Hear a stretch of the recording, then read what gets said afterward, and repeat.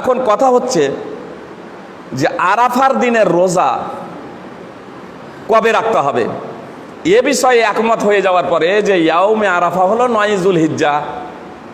এবার কথা হচ্ছে যে আরাফার দিনের রোজা 9 যুলহিজ্জা রাখতে হবে নাকি হাজিরা আরাফার মাঠে যেদিন অবস্থান করবে সেই দিন রাখতে হবে। তা আপনাদের স্পষ্ট করে দিই যে ইয়াউমে আরাফা হলো 9 যুলহিজ্জা, আর 9 যুলহিজ্জাই রাখতে হবে রোজা। হাজিরা যেদিন আরাফার মাঠে অবস্থান করবে সেই দিন সারা পৃথিবীর মানুষকে আরাফার দিনের রোজা রাখতে হবে, এই মর্মে রাসূলুল্লাহ সাল্লাল্লাহু আলাইহি সাল্লাম থেকে কোনো বর্ণনা নেই, এমনকি কোনো সাহাবী থেকেও তার কোনো বর্ণনা নেই। আরাফার দিনে হাজিরা যেদিন অবস্থান করবে সেই দিন সারা পৃথিবীর মানুষ রোজা রাখবে, এই ধরনের কোনো বর্ণনা নেই। আর এটা সম্ভব না। যেমন রমাজানের ঈদ, এই গত রমাজানের যে ঈদ 2021 যে রমাজানের ঈদ, সৌদিরও একদিন আগে আপনার ঈদ পালন করেছে, রমাজানের ঈদ পালন করেছে, ঈদ উল ফিতর পালন করেছে আপনার পালি, নাইজেরিয়া প্রভৃতি দেশ। আপনার সারা পৃথিবীতে 3 দিনে ঈদ পালন হয়েছে, বিগত ঈদ, ঈদ উল ফিতর এই 2021 অতীতেও হয়েছে মাঝে মাঝে। তাহলে সৌদির একদিন আগে যারা ঈদ পালন করছে, আরাফার ময়দানে হাজিরা উপস্থিত হওয়ার আগেই যারা ঈদ পালন করছে, তাদের জন্য কি আরাফার দিনের রোজা নয়? অথচ ইসলাম হলো সার্বজনীন দিন, 1 নম্বর। 2 নম্বর, তর্কের খাতিরে যদি ধরে নেওয়া হয় যে না, যেদিন আরাফার মাঠে হাজিরা পৌঁছাবে সেই দিন রোজা রাখতে হবে, আরাফার সেই দিন রোজা রাখতে হবে, তো এটা নির্ভর করছে কিসের ওপরে? এটা নির্ভর করছে আধুনিক ইলেকট্রনিক প্রযুক্তির ওপরে। আর আধুনিক ইলেকট্রনিক প্রযুক্তি তো রাসূলুল্লাহ সাল্লাল্লাহু আলাইহি সাল্লামের যুগে ছিল না, সাহাবায়ে কেরামদের যুগে ছিল না, তাবেঈনদের যুগে ছিল না। তাহলে কি তারা রোজা রাখেননি? তারা কি রোজা রাখেননি? কিন্তু তারা রোজা রেখেছেন, তারা রোজা রেখেছেন। এর দ্বারা এটা স্পষ্ট হয়ে গেল যে আরাফার দিনে হাজিরা যেদিন উপস্থিত হবে সেই দিন রোজা রাখতে হবে, এ কথাটা যুক্তির মানদণ্ডে ও ধোপে টিকে না। নম্বর 3, হাজিরা আরাফার মাঠে যেদিন যাবে সেই দিন রোজা রাখতে হবে আরাফার। এটা কেন? আরাফার দিনের রোজা কি স্থানের সাথে সম্পৃক্ত?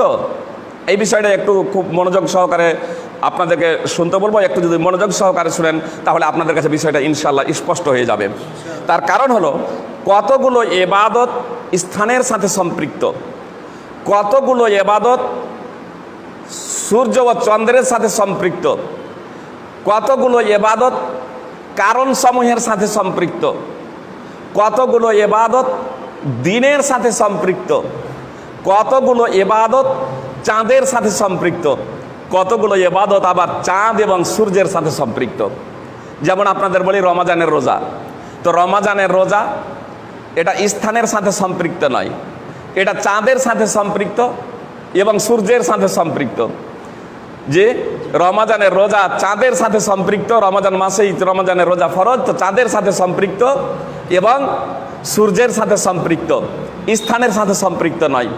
কতগুলো ইবাদত আছে দিনের সাথে সম্পৃক্ত, তার সম্পর্ক আপনার চাঁদের সাথে নয়, তারিখের সাথেও নয়, আপনার সেটা দিনের সাথে সম্পৃক্ত যে কোনো তারিখে হতে পারে, যে কোনো তারিখে হতে পারে। যেমন সোমবার এবং বৃহস্পতিবারের রোজা, রাসূলুল্লাহ সাল্লাল্লাহু আলাইহি সাল্লাম সোম এবং বৃহস্পতিবার রোজা রাখতেন। যখন রাসূলুল্লাহ সাল্লাল্লাহু আলাইহি সাল্লামকে জিজ্ঞেস করা হলো সোম এবং বৃহস্পতিবারের রোজা প্রসঙ্গে, তখন তিনি বলেছিলেন যে এই সোমবার এবং বৃহস্পতিবার বান্দার আমল আল্লাহ তাআলার নিকটে পেশ করা হয়, আর আমি পছন্দ করি যে আমার আমলটা আল্লাহর নিকটে রোজা অবস্থায় যাতে পেশ করা হয়। তো বৃহস্পতিবার এবং সোমবারের যে রোজা রাসূলুল্লাহ সাল্লাল্লাহু আলাইহি সাল্লাম রাখতেন, তো এটা দিনের সাথে, জি দিনের সাথে, নাহারের সাথে এটা সম্পৃক্ত, দিনের সাথে। আপনার চাঁদের সাথে এটা সম্পৃক্ত নয়, স্থানের সাথেও সম্পৃক্ত নয়। বিশ্বের যে কোনো জায়গাতে যেদিন সোমবার হবে, যেদিন বৃহস্পতিবার হবে, যে কোনো তারিখই হোক না কেন আপনার সেটা রোজা রাখতে হবে। এবার কতগুলো ইবাদত হলো স্থানের সাথে সম্পৃক্ত, যেমন তাওয়াফ, যেমন উমরা। আপনার মক্কা ছাড়া বিশ্বের অন্য কোথাও এ তাওয়াফ এবং উমরা বৈধ নয়, তার কারণ এটা স্থানের সাথে সম্পৃক্ত। তাওয়াফ যেমন কতগুলো ইবাদত আছে কারণের সাথে সম্পৃক্ত, যেমন মসজিদে দাখিলা, যখন মসজিদে প্রবেশ করবেন তখন মসজিদে দাখিলা তাহিয়াতুল মসজিদ, যখন অজু করবেন তখনই 2 রাকাত তাহিয়াতুল অজু। তো এক একটা জিনিসের সাথে সম্পৃক্ত, সেটা তার সাথেই সংগঠিত হবে। এখন কথা হলো যে আরাফার দিনের রোজাটা এটা স্থানের সাথে সম্পৃক্ত না চাঁদের সাথে সম্পৃক্ত? যারা বলছেন আরাফার মাঠে হাজিরা যেদিন যাবে তার সাথে সম্পৃক্ত, তাহলে আরাফার মাঠের সাথে যদি আরাফার দিনের রোজাটা সম্পৃক্ত হতো, তাহলে আরাফার ময়দান ছাড়া পৃথিবীর অন্য কোথাও বৈধ হতো না। যেমন হজ, কেউ যদি বলেন যে স্থানের সাথেও সম্পৃক্ত, চাঁদের সাথেও সম্পৃক্ত। আরো এক জায়গায় একটু বিস্তৃত করে দিই যে আরাফার দিনের রোজাটা চাঁদ এবং স্থানের সাথে সম্পৃক্ত। যেদিন আরাফার ময়দানে হাজিরা যাবে, তো আরাফার ময়দানে হাজিরা 9 যুলহিজ্জা, চাঁদকে কেন্দ্র করে আরাফার ময়দানে যাবে। বুঝতে পেরেছেন? তো এই চাঁদ এবং স্থানকে কেন্দ্র করে, ও যদি আরাফার দিনের রোজাটা হতো, তাহলে আরাফার স্থান ছাড়া বিশ্বের অন্য কোথাও সেটা বৈধ হতো না। যেমন হজ চাঁদ এবং স্থানের সাথে সম্পৃক্ত, এজন্য আপনার নির্দিষ্ট চাঁদে এবং নির্দিষ্ট স্থানে ছাড়া বিশ্বের অন্য কোথাও আপনার হজ হবে না। কেউ যদি আপনার শাওয়াল মাসে হজ করব কেউ যদি আপনার মুহররম মাসে হজ করব মনে করে, কেউ যদি আপনার সফর মাসে হজ করব মনে করে, কেউ যদি রমাদান মাসে হজ করব মনে করে, তাহলে হজ হবে না। অনুরূপভাবে আপনার মক্কা, মিনা, মুজদালিফা, আরাফা ছাড়া বিশ্বের অন্য কোথাও যদি হজ করবো মনে করে, তাও সেটা হবে না। এত দ্বারা স্পষ্ট হয়ে গেল যে সিয়াম ও ইয়াউমে আরাফা এটা স্থানের সাথে সম্পৃক্ত নয়, বরং এটা হলো তারিখের সাথে সম্পৃক্ত। তারপরেও কিছু ব্যক্তি বলে, 4 নম্বর, যে হাদিসে তো ইয়াউমে আরাফা এসেছে, সিয়ামু ইয়াউমি আরাফা, আরাফার দিনের রোজা, 9 যুলহিজ্জার রোজা তো বলা হয়নি। এই বিষয়ে ঐক্যমত হওয়ার পরেও যে 9 যুলহিজ্জাকে ইয়াউমে আরাফা বলে, তাদের কাছে আমার জিজ্ঞাসা, আপনারা যে 10ই যুলহিজ্জা ঈদ করছেন কিসের ভিত্তিতে? 10ই যুলহিজ্জা ঈদ করছেন?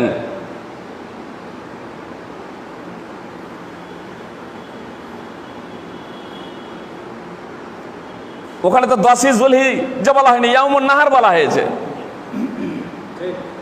ইয়াউমুন নাহার তাহলে 10ই যুলহিজ্জা কেন? আরও এটা হচ্ছে অজ্ঞতার পরিচয়, অজ্ঞতার বহিঃপ্রকাশ। যারা বলে যে ইয়াউমুন নাহার বলা হয়েছে, 9 যুলহিজ্জা বলা হয়নি। আরে ইয়াউমুন নাহারকেই তো 9 যুলহিজ্জা বলে, ইয়াউমে আরাফাকে তো 9 যুলহিজ্জা বলে, ইয়াউমে আরাফাকেই তো 9 যুলহিজ্জা বলে। যেমন ইয়াউমুন নাহারকে 10ই যুলহিজ্জা বলে। আল্লাহ তাআলা যে বললেন ইয়াসআলুনাকা আনিল আহিল্লাহ কুল হিয়া মাওয়াকিতু লিন-নাসি ওয়াল হজ, আল্লাহ তাআলা বললেন যে নতুন চাঁদ সম্পর্কে মুহাম্মদ সাল্লাল্লাহু আলাইহি ওয়াসাল্লাম আপনাকে জিজ্ঞাসা করে, তারা আপনি বলে দিন যে নতুন চাঁদ সমূহ হলো মানব জাতি এবং হজের সময় নির্ধারক। তো আপনার আরাফার ময়দানে আপনার 8ই যুলহিজ্জা ইয়াউমুত তারবিয়া, যে আপনার ইয়াউমুত তারবিয়া মিনাতে অবস্থান করেন হাজিগণ, এবং ইয়াউমে আরাফার ময়দানে যান, তো এটা এইরকম না চাঁদকে কেন্দ্র করে? আল্লাহ বলছেন চাঁদকে কেন্দ্র করে হজ। আরে ইয়াউমে আরাফার দিনে আরাফার মাঠে অবস্থান করা, এটা তো চাঁদকে কেন্দ্র করে। এই কথা স্বয়ং মহান আল্লাহ তাআলা বলেছেন, স্বয়ং আল্লাহ তাআলা বলছেন যে এটা চাঁদকে কেন্দ্র করে। আর আপনি চাঁদ থেকে আরাফার দিনকে বিচ্ছিন্ন করে নিচ্ছেন। চাঁদ থেকে যদি আরাফার দিনকে যদি বিচ্ছিন্ন করে নেয়, এবার আপনাদের খুব সহজে একটা বিষয় বোঝানোর প্রচেষ্টা করছি। নম্বর 6, খুব সহজে এই বিষয়টাকে বোঝার প্রচেষ্টা করুন যে আরাফার ময়দানে 9ই জুলহিজ্জা ছাড়াও পৃথিবীর বিভিন্ন মানুষ বিভিন্ন সময়ে ওই আরাফার ময়দানে যায়। 9ই জুলহিজ্জা ছাড়া আমরাও আরাফার ময়দানে গিয়েছি। জি, 9ই জুলহিজ্জা ছাড়াও আমরাও আরাফার ময়দানে গিয়েছি। তো আরাফার ময়দানে গেলেই কি সেটা আরাফার দিন হয়? জি, কেন? কেউ যদি রমাজান মাসে আরাফার ময়দানে চলে যায়, 10 লক্ষ মানুষ যদি আরাফার ময়দানে রমাজান মাসে চলে যায়, আরাফার দিন হবে না? আপনার যে কয়েক বছর হজ যে বন্ধ ছিল, হজ, তো সেই বছর আরাফার দিন হয়নি? আরে আরাফার দিন তখনও তো আরাফার দিন ছিল। আসলে আরাফার দিন যে 9ই জুলহিজ্জা, যে বিষয়ে মুতাকাদ্দিমিন আল্লাহ রাসূল সাল্লাল্লাহু আলাইহি ওয়াসাল্লাম এবং সাহাবায়ে কেরাম থেকে কোনো দ্বিমতই নেই, আজকে সেই বিষয়টাকে নিয়ে আমরা মতানৈক্য করছি, মতভেদ করছি, এটা কাম্য নয়। বিষয়টা নিরপেক্ষ দৃষ্টিভঙ্গি নিয়ে আমরা যদি বোঝার প্রচেষ্টা করি, তাহলে আমাদের কাছে বিষয়টা স্পষ্ট হয়ে যাবে। কানা রাসূলুল্লাহ সাল্লাল্লাহু আলাইহি ওয়াসাল্লাম ইয়াসুমু 9 জিলহিজ্জা, রাসূলুল্লাহ সাল্লাল্লাহু আলাইহি ওয়াসাল্লাম জিলহিজ্জার 9 রোজা রাখতেন। রাসূলুল্লাহ সাল্লাল্লাহু আলাইহি ওয়াসাল্লাম জুলহিজ্জার 9 রোজা রাখতেন। জুলহিজ্জা মাসের 9টি রোজা, নাকি জুলহিজ্জার 9ম তারিখের রোজা? এই হাদিসটি আছে সুনানে আবি দাউদ হাদিস নম্বর 2437, সুনানে নাসাই হাদিস নম্বর 2372।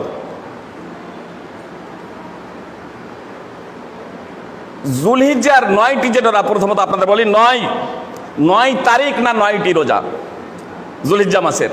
এখানে একটা বিষয় বলে দিই যে 9টি ধরেন আর 9ম তারিখ ধরেন, কিন্তু জুলহিজ্জা মাসের এর দ্বারা স্পষ্ট হয়ে গেল যে এটা চাঁদের সাথে সম্পৃক্ত।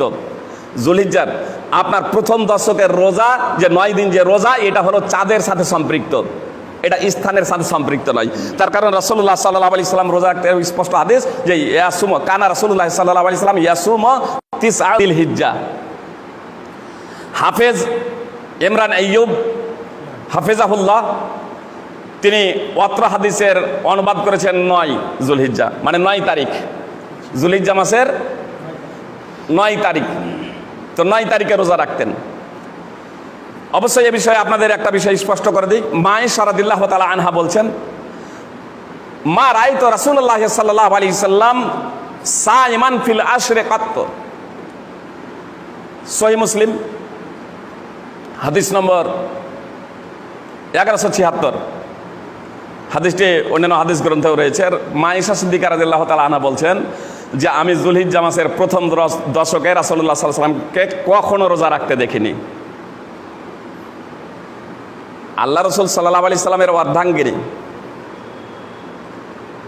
তিনি বলছেন, আয়েশা রাদিয়াল্লাহু তাআলা আনহা, যে আল্লাহ রাসূল সাল্লাল্লাহু আলাইহি ওয়াসাল্লাম জুলহিজ্জা মাসের প্রথম দশকে কখনো রোজা রাখেনি। আর আল্লাহ রাসূল সাল্লাল্লাহু আলাইহি ওয়াসাল্লামের অপর অর্ধাঙ্গিনী বলছেন, আল্লাহ রাসূল সাল্লাল্লাহু আলাইহি ওয়াসাল্লাম জুলহিজ্জা মাসের 9 রোজা রেখেছেন। এর দ্বারা বাহ্যিক অবস্থাতে মনে হচ্ছে যেন হাদিস দুটি পরস্পর বিরোধী, দুটোই হাদিস সহিহ, কিন্তু আসলে পরস্পর বিরোধী নয়।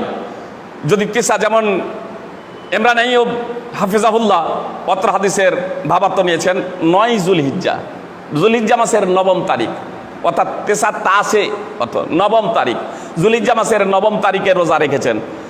তো যেদিন 9ম তারিখ, জুলহিজ্জা মাসের 9ম তারিখে মা আয়েশা রাদিয়াল্লাহু তাআলা আনহার বাড়িতে রাসূলুল্লাহ সাল্লাল্লাহু আলাইহি সাল্লামের বাড়ি পালি পড়েনি।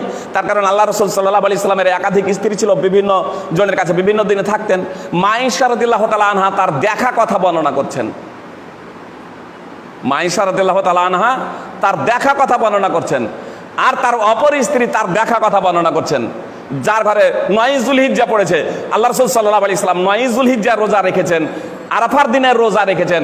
সেজন্য তিনি বলছেন যে আল্লাহ রাসূল সাল্লাল্লাহু আলাইহি সাল্লাম জুলহিজ্জা মাসের 9 রোজা রেখেছেন, 9 তারিখের।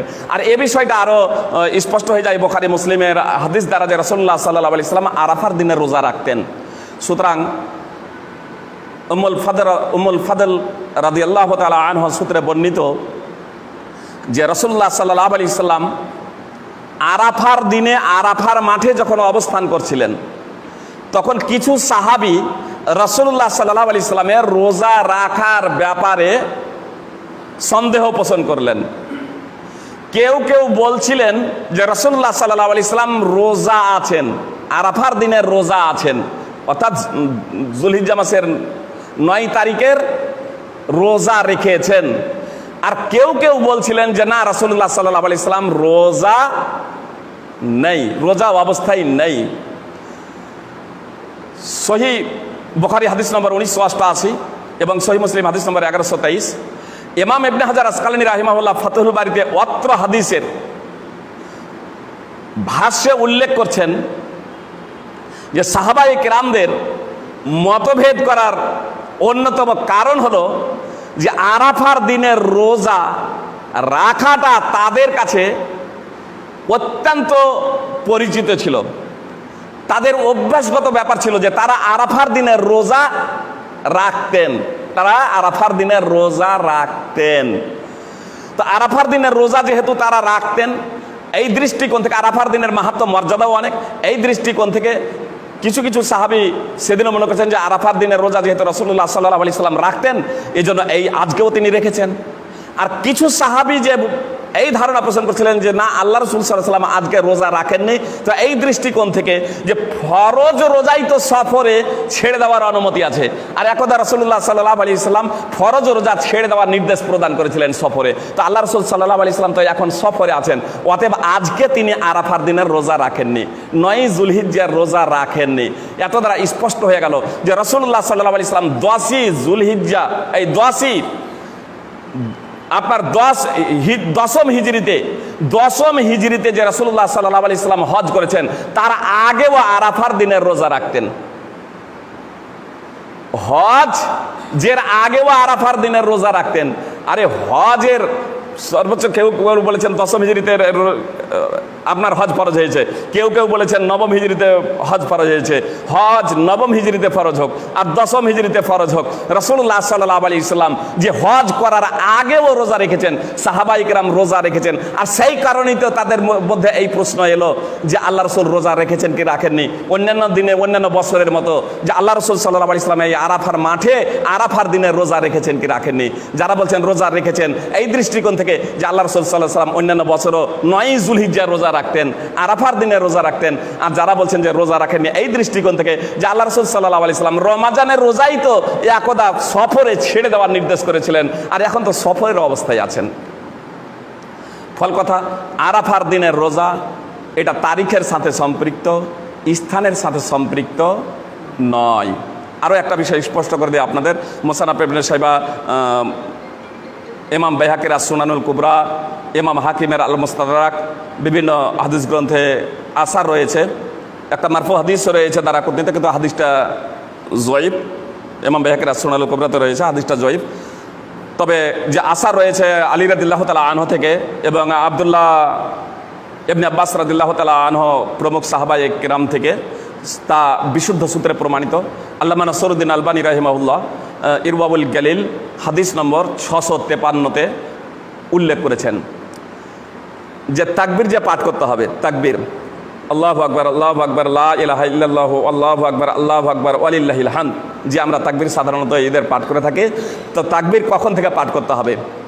আলী রাদিয়াল্লাহু তাআলা আনহু এবং আব্দুল্লাহ ইবনে আব্বাস রাদিয়াল্লাহু তাআলা আনহু বলছেন যে আরাফার দিনের, ইয়াউমে আরাফা, আরাফার দিনের ফজরের নামাজের পর থেকে নিয়ে আইয়ামে তাশরিকের আসর পর্যন্ত, আলী রাদিয়াল্লাহু তাআলা আনহু বলছেন যে আসরের নামাজের পরেও পড়তেন, মানে মাগরিবের নামাজের আগে পর্যন্ত। তাহলে কি বললেন, কিভাবে তারা তাকবীরগুলো পাঠ করতেন? ইয়াউমে আরাফা, ইয়াউমে আরাফার ফজরের নামাজের পর থেকে আইয়ামে তাশরিকের আসর পর্যন্ত পড়তেন। বলুন, এখানে ইয়াউমে আরাফা বলা হয়েছে। পৃথিবীর এমন কোনো মুহাদ্দিস নেই, আলেম, যে নিজেকে আলেম বলে দাবি করে, সে এ কথা বলতে পারে না যে হাজিরা যেদিন আরাফার মাঠে অবস্থান করবে সেদিন থেকে তাকবীরগুলো পাঠ করতে হবে। সমস্ত আলেম এই জায়গাতে এসে বলছে যে 9 যুলহিজ্জার ফজর থেকে নিয়ে 13ই যুলহিজ্জার আসর পর্যন্ত অত্র হাদিসের তাৎপর্য। আর ইয়াউমে আরাফা তো বলা হয়েছে। সাহাবায়ে কেরাম কি বুঝলেন? তাবেঈনরা কি বুঝলেন? কুফাবাসী, তারা কুফাতে দেখছেন আলী রাদিয়াল্লাহু তাআলা আনহুকে, কুফাতে দেখছেন, জি হীরাকে দেখছেন। তখন আর ইলেকট্রনিক মিডিয়া, আধুনিক প্রযুক্তি ছিল না যে হাজিরা কখন অবস্থান করছে। ইয়াউমে আরাফা অর্থাৎ 9ই যুলহিজ্জার ফজর যখন হচ্ছে, আপনার যুলহিজ্জা মাসের এই 9ই যুলহিজ্জার ফজর যখন হচ্ছে, তখন তাকবীর পাঠ করতে শুরু করে দিতেন চতুর্থ খলিফা আলী রাদিয়াল্লাহু তাআলা আনহু। এ কথাই তাবেঈনরা বর্ণনা করছেন। তো সাহাবীদের মাঝে কোনো দ্বিমত ছিল না, সুপ্রিয় ভাই, এবং তারা এ কথাটা এরকম উল্লেখ করছেন। আর সমস্ত মুহাদ্দিসিন এ বিষয়ে একমত যে ইয়াউমে আরাফা বলতে 9ই যুলহিজ্জা। সুতরাং জেনে শুনে কেউ যদি 8ই যুলহিজ্জা হাজিরা যদি আরাফার ময়দানে চলে যায় আর আরাফার ময়দান ত্যাগ করে দেয়, তাহলে সেটা হজই হবে না। একটা বিষয় এখানে স্পষ্ট করে দিই, কিছু হাদিস এই মর্মে আছে, যেমন আয়েশা রাদিয়াল্লাহু তাআলা আনহা সূত্রে হাদিস বর্ণিত আছে যে আল্লাহ তাআলা আরাফার দিনে যত মানুষকে জাহান্নাম থেকে মুক্তি দেন, অন্য কোন দিনে আর এত মুক্তি দেন না। আল্লাহ তাআলা নিকটবর্তী হন, ফেরেশতাদের সম্বোধন করে বলেন যে এরা কি চাই। সহিহ মুসলিম হাদিস নম্বর 1348, সুনানে ইবনে মাজাহ হাদিস নম্বর 3014, সুনানে নাসাই হাদিস নম্বর 3003। আব্দুল্লাহ বিন আমর বিন আস রাদিয়াল্লাহু তাআলা আনহু সূত্রে হাদিস বর্ণিত আছে, রাসূলুল্লাহ সাল্লাল্লাহু আলাইহি সাল্লাম বলেছেন যে আল্লাহ তাআলা ফেরেশতাদের সম্বোধন করে বলেন, উনজুরু ইলা ইবাদি, আমার বান্দাদের দিকে দেখো, আতাউনি সুহসান গুবরা, এলোমেলো চুলে ধূসরিত অবস্থায় তারা আমার কাছে এসেছে। আল্লাহ তাআলা প্রথম আসমানে নেমে আসেন। আল্লাহ রাসূল সাল্লাল্লাহু আলাইহি সাল্লাম বলছেন যে আল্লাহ তাআলা প্রথম আসমানে নেমে আসেন আর তারপরে বলেন, ফেরেশতাদের সম্বোধন করে তাদের সামনে গর্ববোধ করেন, আমার বান্দাদের দেখো, এরা এলোমেলো চুলে ধুলি ধূসরিত হয়ে ধুলি মলিন অবস্থায় আমার কাছে এসেছে। আতাউনি সুহসান গুবরা, মুসনাদ আহমদ হাদিস নম্বর 7089। আবু হুরায়রা রাদিয়াল্লাহু তাআলা আনহু সূত্রে হাদিস বর্ণিত আছে এই মর্মেই, মুসনাদ আহমদের এই হাদিস নম্বর 8047।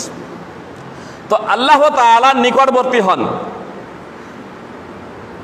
আব্দুল্লাহ বিন আমর বিন আস রাদিয়াল্লাহু তাআলা আনহুর বর্ণনায় আছে, আরাফার বৈকালে আরাফাবাসীকে কেন্দ্র করে ফেরেশতাদের সামনে গর্ববোধ করেন। আরাফার বৈকালে, বুঝতে পেরেছেন বিষয়টা? মনোযোগ দিয়ে শুনবেন এই কথাটা। আরাফার বৈকালে আরাফাবাসীকে কেন্দ্র করে, আরাফাবাসীদেরকে কেন্দ্র করে ফেরেশতাদের সম্মুখে গর্ববোধ করেন, আমার এই বান্দাদের দেখো। আরাফাই যারা অবস্থান করছে আরাফার বৈকালে, আমার এই বান্দাদের দেখো, তারা এলোমেলে চুলে ধুলিমলিন হয়ে আমার কাছে এসেছে। তো আল্লাহ তাআলা প্রথম আসমানে নেমে আসেন আর আরাফাবাসীকে কেন্দ্র করে ফেরেশতাদের সম্মুখে গর্ববোধ করেন। আমার কিছু ভাইয়েরা বলেন যে আরাফার দিনের এত মাহাত্ম্য যে আল্লাহ তাআলা প্রথম আসমানে নেমে আসেন আর হাজিরা যখন আরাফার ময়দান ত্যাগ করে দেন, তখন আসলে মর্যাদাটা ফিকে হয়ে যায়। তার কারণ তখন তার প্রথম আসমানে থাকে না। জি, আর প্রথম আসমানে নেমে আসেন আর ফেরেশতাদের নিয়ে গর্ববোধ করেন কেন্দ্র করে, এটা সারা বিশ্বের মানুষদেরকে কেন্দ্র করে নয়। তো তার সাথে আপনার কি সম্পর্ক? তার সাথে কি সম্পর্ক? আবার আরাফার দিনের রোজার তো মাহাত্ম্য এবং ফজিলত আলাদা রাসূলুল্লাহ সাল্লাল্লাহু আলাইহি সাল্লাম বর্ণনা করেছেন। যেমন একটা হাদিস এরকম আপনাদের সম্মুখে পেশ করা হলে আপনারা খুব সহজে এই বিষয়টা বুঝতে পারবেন। বিখ্যাত হাদিস বুখারী মুসলিম সহ বিভিন্ন হাদিস গ্রন্থে রয়েছে। সহিহ বুখারী হাদিস নম্বর 1145 এবং 6321। আল্লাহ রাসূল সাল্লাল্লাহু আলাইহি সাল্লাম বলছেন,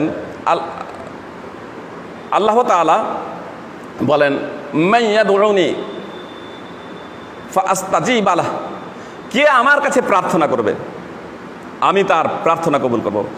অবশ্য পত্র হাদিসে রয়েছে যে রাত্রের যখন 1/3 বাকি থাকে, রাত্রের যখন 1/3 বাকি থাকে, তখন আল্লাহ তাআলা প্রথম আসমানে নেমে আসেন, অতঃপর ঘোষণা দেন, মান ইয়াদউনি ফাআস্তাজিব লাহ, আমার কাছে কে প্রার্থনা করবে, আমাকে কে ডাকবে, আমি তার ডাকে সাড়া দেব। মান ইয়াসআলুনি ফাউতিয়াহ, আমার কাছে কে চাইবে আমি তাকে দিব। মান ইস্তাগফিরুনি, আমার কাছে কে ক্ষমা প্রার্থনা করবে, ফাগফির লাহ, আমি তাকে ক্ষমা করে দেব। রাত্রের যখন শেষ 1/3 বাকি থাকে, তখন আল্লাহ তাআলা প্রথম আসমানে নেমে এ কথা ঘোষণা করেন। মনে করুন সৌদির যখন রাত্রের শেষ 1/3, তখন অন্য কোথাও দিন না দিন নয়, আমাদের সেই সময় ফজর। তো ওই ফজরের টাইমে যদি ওই আহ্বানটা করি যে সৌদির এখন ওখানে আল্লাহ প্রথম আসমানে নেমে এসেছেন, তাহলে চলবে আমার? এটা আমার জন্য না, ওটা সৌদির জন্য। সৌদির যখন রাত্রের 1/3 বাকি আছে, বিশ্বের অন্য কোথাও দিন আর ও দিনেই এরকম ইয়ে করছে প্রার্থনা, সেটা না। জি, অনুরূপভাবে আমার যখন রাত্রের শেষ 1/3 থাকবে, তখন আমার জন্য সেই জিনিসটা, ওর শেষ 1/3 না। অনুরূপভাবে এই বিষয়ে যদি দেখেন আপনার ইয়াউমে আশুরা, 10-এর ইয়াউমে আশুরাটা হাদিসে এসেছে, যে হাদিসে এসেছে ইয়াউমে আশুরা বলা হয় 10ই মুহররমকে।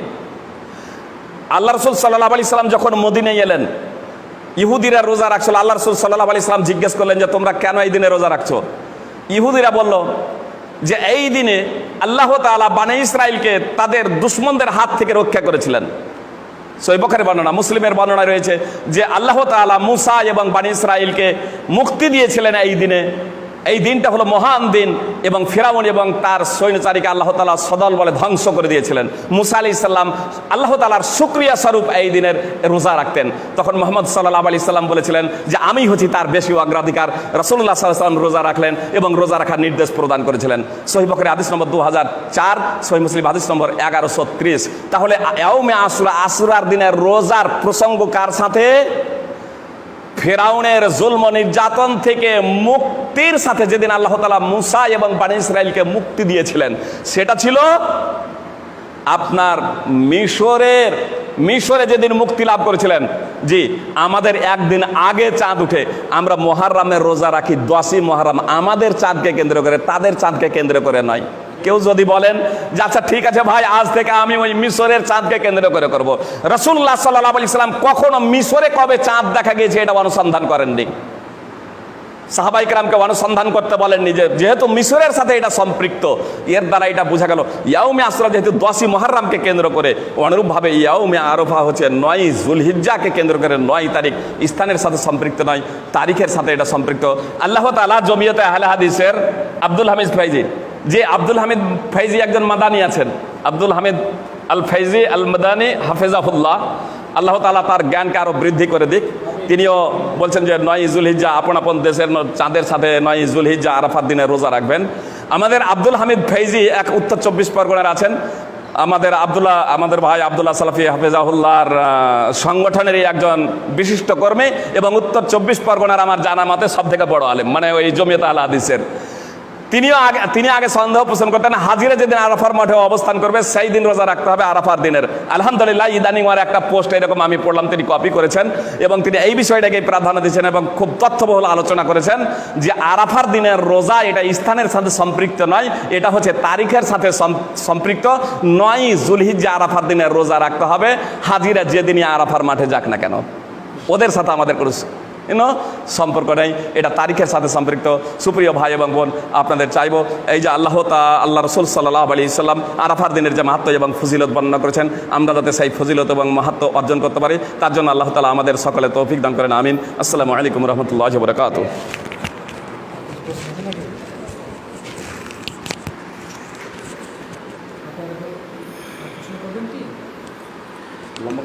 ওয়ালাইকুম আসসালাম রহমতুল্লাহ বারাকাতুহু। সম্মানিত প্রিয় দর্শক এবং শ্রোতা বন্ধুরা, আজকে আমাদের শায়েখের আলোচনা থেকে যেটা স্পষ্ট হলাম, জানতে পারলাম, সেটা হচ্ছে আমি দুটো বিষয় এখানে আপনাদের সামনে বলবো। নাম্বার 1, সেটা হচ্ছে যে 9ই যুলহিজ্জা যেহেতু আরাফার দিন, সেই জন্যই হাজিরা আরাফার ময়দানে যান, অন্য দিন যান না। 8 তারিখ বা 10 তারিখে বা 11 তারিখে যান না। যেহেতু আরাফার দিন হচ্ছে 9 তারিখ, ইয়াউমে আরাফা, কুরবানির আগের দিন, সেই জন্যই হাজিরা আরাফার ময়দানে যান। এটা একটা স্পষ্ট, অন্য কোনো দিন যান না। আর দ্বিতীয় একটা বিষয় এটা বলতে চাই, সেটা হচ্ছে যে হজের পূর্বে সিয়াম ফরজ হয়েছে। হজের পূর্বে সিয়ামের বিধান ছিল, সেহেতু